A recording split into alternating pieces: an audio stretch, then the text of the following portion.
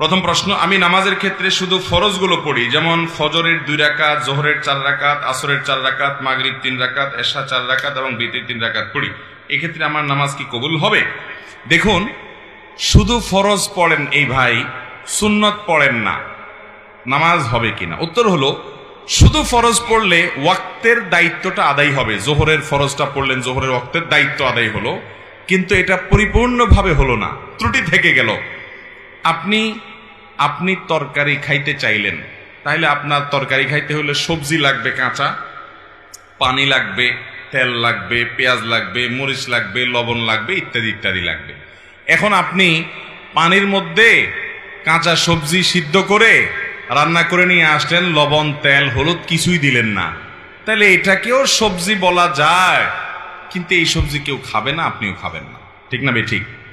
5 ওয়াক্ত ফরজ নামাজ, এটা পূর্ণতা পাওয়ার জন্য এর আগে পরে যে সুন্নত নামাজগুলো আছে সেগুলো হলো এরকম। এগুলো ছাড়া ওই নামাজটা হয়ে যাবে, ফরজ আদায় হয়ে যাবে, ওয়াক্তের ফরজ আদায় হয়ে যাবে আলহামদুলিল্লাহ, মাগার আপনার নামাজটা পরিপূর্ণ হলো না।